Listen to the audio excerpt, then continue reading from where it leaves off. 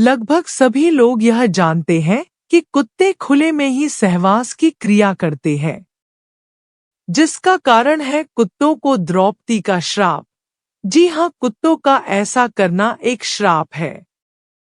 कुत्तों को महाभारत के काल से ही श्राप दिया गया था। आइए आपको बताते हैं कि इसके पीछे क्या कहानी थी। बता दें कि जब अर्जुन द्रौपदी को स्वयंवर जीतकर उन्हें ब्याह कर कुटिया में लाए थे, तब अर्जुन ने कुंती से कहा कि माँ देखिए हम आपके लिए क्या लाए हैं। तब कुंती ने बिना देखे कह दिया कि पांचों भाई आपस में बराबर बराबर बांट लो। शादी के बाद द्रौपदी अपने 5 पतियों के साथ रहने लगी थी, लेकिन वह एक समय किसी एक पांडव के साथ ही समय व्यतीत करती थी। जब द्रौपदी अपने कक्ष में किसी एक पांडव के साथ समय व्यतीत करती थी तो वह पांडव दरवाजे के सामने अपनी चरण पादुका रख देते थे। इससे दूसरे पांडव को पता चला जाता था कि कोई एक भाई द्रौपदी के साथ अपने कक्ष में है। लेकिन एक दिन ऐसी घटना हो गई कि दरवाजे के पास रखें चरण पादुका को कुत्ता ढूंढते ढूंढते मुंह में उठाकर दूर जंगल में ले गया।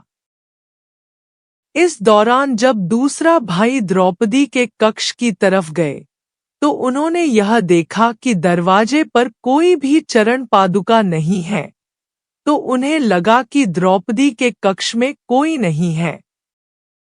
जिसके बाद उन्होंने देखा कि द्रौपदी के कक्ष में उनके भाई के साथ अपने बिस्तर पर सोई हुई थी।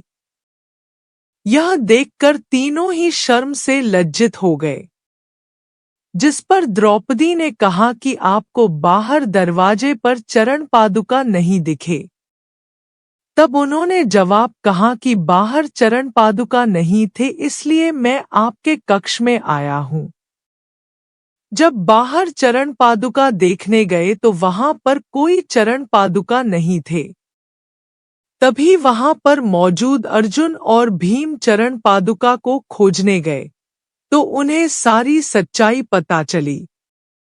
उन्होंने देखा कि जंगल में कुछ कुत्ते उनके चरण पादुका से खेल रहे थे।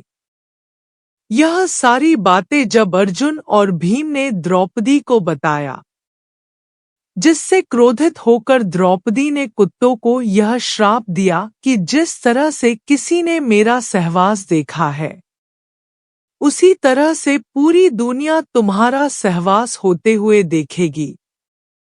तभी से कुत्ते खुले में सहवास करते हैं।